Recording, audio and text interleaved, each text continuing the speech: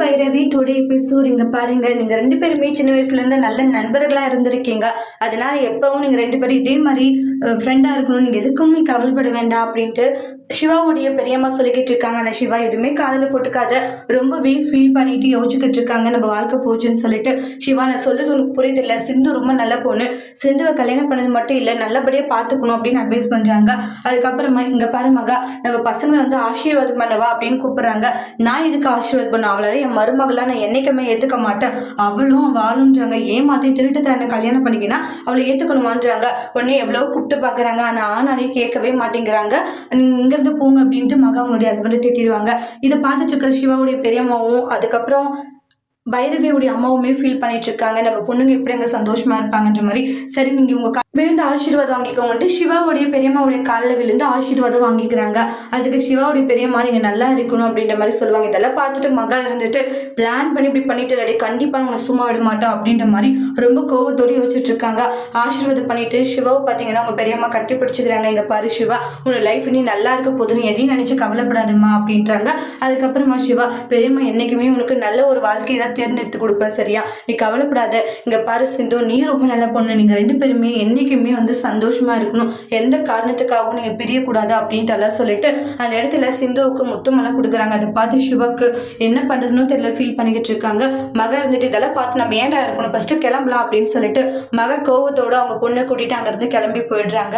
அதுக்கப்புறமா நிறைய விஷயங்களை வந்து பேசிட்டு இருக்காங்க. இங்க பாருமா சிந்து, நிறைய விஷயத்துல வந்து சிவா வந்து உன்னை நல்லா பார்த்துப்பா எனக்கு தெரியும் அப்படின்ட்டு எல்லாம் சொல்லி நிறையவே அட்வைஸ் எல்லாம் பண்ணிக்கிட்டு இருக்காங்க. ஆனா சிவா ரொம்ப கோவப்பட்டு சிந்துவை முறைச்சு பார்த்துக்கிட்டு இருக்காங்க. ஏன்னா நம்ம வாழ்க்கை இப்படி அடிச்சுட்டு அதை பத்தி மட்டும்தான் யோசிச்சு ரொம்ப கவலையோடு இருந்துட்டு இருக்காங்க. அப்புறம் எல்லாருடைய காலை விழுந்து ஆசீர்வாதம் வாங்கி சொல்றாங்க. சிவாவுடைய அப்பா கால எல்லாம் விழுந்து ஆசீர்வாதம் கேட்கிறாங்க. அவங்களுடைய அம்மா காலை விழுந்து என் பொண்ணு நல்லா பார்த்துக்கோ தம்பி அப்படின்ட்டு அவங்களுடைய அம்மா பார்த்தீங்கன்னா ரொம்ப ஃபீல் பண்ணி எமோஷனலா பேசிட்டாங்க. அப்ப சிவாவை பார்த்துட்டே ஃபீல் பண்றாங்க. பைரவமே பார்த்தீங்கன்னா அவங்களுடைய அக்காவை பார்த்து ரொம்ப ஃபீல் பண்ணிக்கிட்டு இருக்காங்க. 2 பேரும் கட்டி பிடிச்சிட்டு அழுகுறாங்க. என்னை மன்னிச்சிரு பைரவி, என்னாலதான் உன்னுடைய வாழ்க்கை இப்படி ஆயிடுச்சு, நான் இப்படி பண்ணிட்டேன் அப்படின்ட்டு எல்லாம் சொல்றாங்க. ஏன்னா சிவாவை எனக்கு பிடிச்சிருந்துச்சு, அதனால தான் இப்படி பண்ணிட்டு கட்டி பிடிச்சி அழுகுறாங்க. இவங்கள 4 பேருக்கும் கல்யாணத்தை நினைச்சு சிவாவுடைய பெரியம்மா சந்தோஷப்பட்டுக்கிட்டு இருக்காங்க. அதுக்கப்புறமா வந்து பைரவி இருந்துட்டு உனக்கு பிடிக்காத ஒரு வாழ்க்கை, இதை நினைக்கும் போது எனக்கு கஷ்டமா இருக்குடி சிந்து அப்படின்ட்டு பைரவி மனசுல நினைச்சு ரொம்ப கவலையோடு இருக்காங்க. ஏங்க என்னங்க ஆச்சு? இல்லை நம்ம பொண்ணுங்க நினைச்சா அவங்க நல்லதாங்க இருப்பாங்க, ஆனா இருந்தாலையும் சிவாவுடைய அம்மாவும் சிவாவும் எப்படி இருந்தா தெரியலன்றாங்க. அண்ணா என்ன அக்கா கூச்சிட்டு போது, அதெல்லாம் ஒன்றும் இல்லைன்றாங்க. சரி, வந்திருக்கவங்க எல்லாம் கூப்பிடுங்க, ஃபோட்டோ எடுத்துக்கிட்டு எல்லாருமே நிற்க வச்சு ஃபோட்டோஸ் எல்லாம் எடுத்துக்கிறாங்க.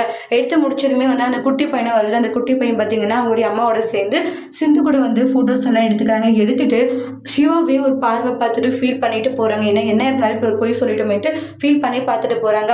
அதுக்கப்புறமா இன்னும் பார்த்தீங்கன்னா ஃபேமிலி ஃபோட்டோஸ் எடுக்கலாம்னு சொல்லிட்டு எல்லாருமே பார்த்தீங்கன்னா ஃபேமிலியாக வந்து நிற்கிறாங்க. அப்போ வந்து எல்லாரும் ரொம்பவே சந்தோஷமா ஃபோட்டோ எடுத்துக்கிட்டு இருக்காங்க. அப்போ பைரவி நிற்கிறாங்க. அவங்களுடைய ஹஸ்பண்ட் கைப்படவும் உடனே கோவப்பட்டு முறைச்சு பார்க்குறாங்க. இந்த இடத்துல சிந்துவை பார்த்தீங்கன்னா முறைச்சு பார்த்துக்கிட்டு இருக்காங்க சிவா. அதுக்கப்புறம் நெக்ஸ்ட் பார்த்தீங்கன்னா சிவாவுடைய பெரியம்மா வந்து ரிலேஷன் கிட்ட எல்லாம் பேசிக்கிட்டு இருக்காங்க. பேசி முடிச்சுட்டு சிந்துவோடைய அப்பா வராங்க. சொல்லுங்க, என் பொண்ணு அந்த வீட்டில் சந்தோஷமா இருப்பான்னு நினைக்கிறேன். உங்களை நம்பி தான் நாங்கள் கல்யாணம் பண்ணி கொடுத்துருக்கோம். 2 பொண்ணையும் நல்லா பார்த்துக்கோங்க. கண்டிப்பாக நான் நல்லா பார்த்துப்பேன். நீங்கள் எந்த காரணத்தை கொண்டு கவலைப்படாதீங்க. உங்கள் பொண்ணு எந்த காரணத்தை கொண்டு கஷ்டப்பட மாட்டேன், நான் பார்த்துக்கிறதுக்கு நான் பொறுப்புன்னு அட்வைஸ் பண்ணுறாங்க.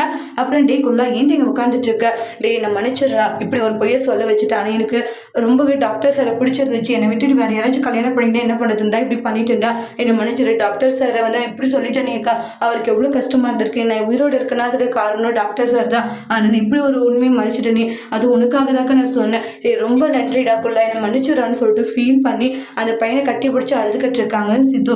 அதுக்கப்புறமா மாப்பிள்ளையோட வீட்டுக்கு போய் நிற்கிறாங்க. ஆர்த்தி எடுத்துட்டு வர சொல்றாங்க. இதை எடுத்துட்டு வரேன்னு சொல்லிட்டு உள்ள போய் ஆர்த்தி எடுத்துட்டு வராங்க.